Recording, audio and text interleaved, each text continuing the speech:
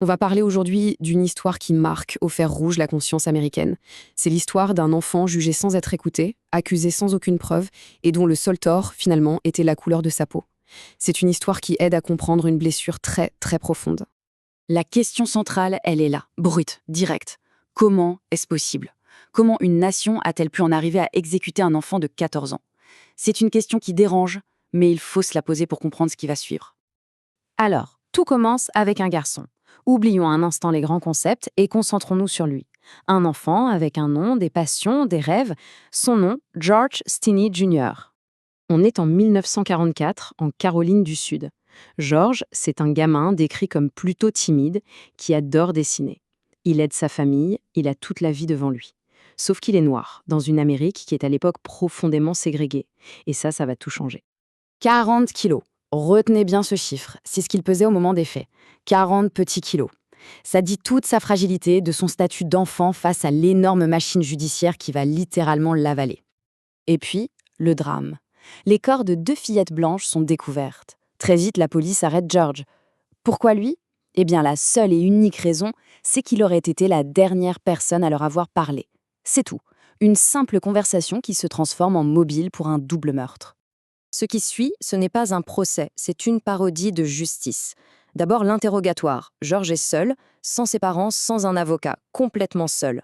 La police dira plus tard qu'il a avoué, mais il n'y a aucune trace écrite, rien. Ensuite, le jury, 12 hommes, tous blancs. Et la durée du procès? Tenez-vous bien, 2 heures. 2 petites heures pour décider de la vie d'un enfant de 14 ans. Et bien sûr, aucun témoin n'a été appelé pour le défendre. Le verdict tombe, comme un couperet, coupable. Et la sentence, c'est la peine de mort. À 14 ans, George Stinney est condamné à mourir sur la chaise électrique. Il devient à ce moment-là la plus jeune personne exécutée aux États-Unis au XXe siècle.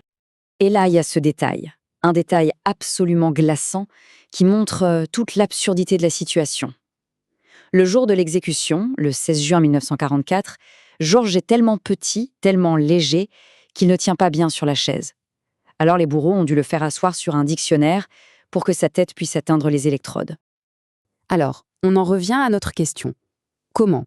Comment une telle chose a pu arriver? Il faut bien comprendre que l'histoire de George Stinney, ce n'est pas un accident.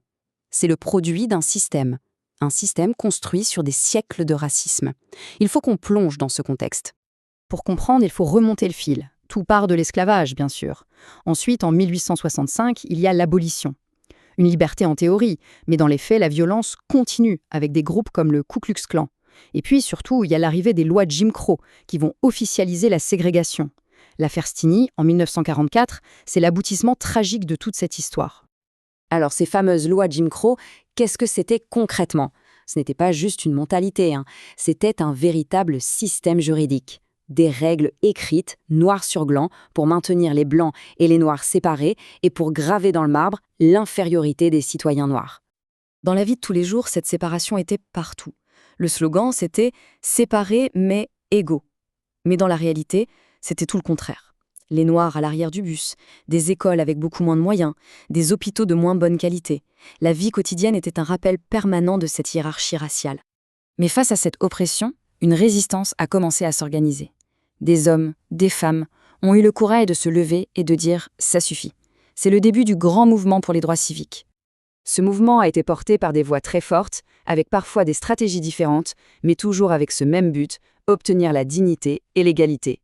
On pense bien sûr à des figures comme Rosa Parks, Martin Luther King Jr. ou encore Malcolm X, qui incarnent toute la complexité et la richesse de cette lutte.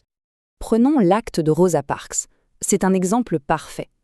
Ce jour-là, quand elle refuse de céder sa place dans le bus, ce n'est pas juste un coup de fatigue, c'est un acte politique mûrement réfléchi.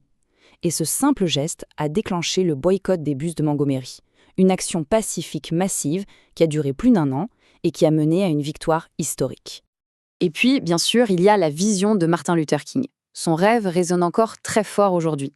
Cette phrase, tirée de son discours « I have a dream », elle résume tout.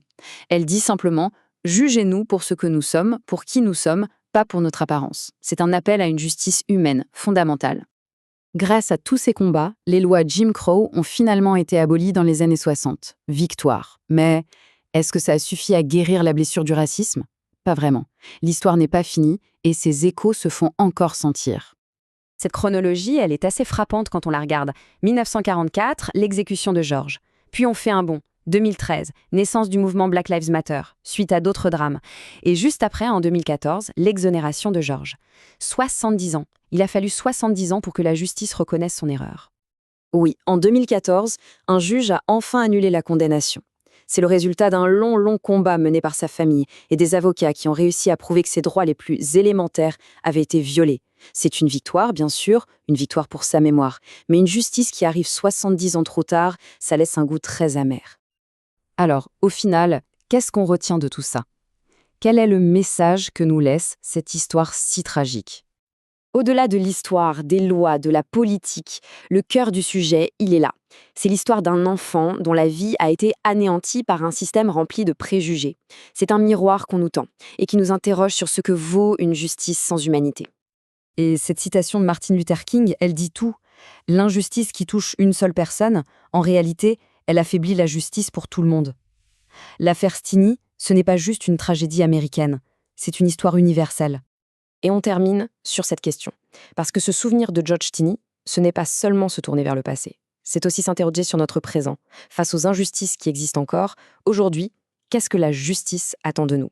C'est une question ouverte. Et le combat pour la dignité, lui, il continue.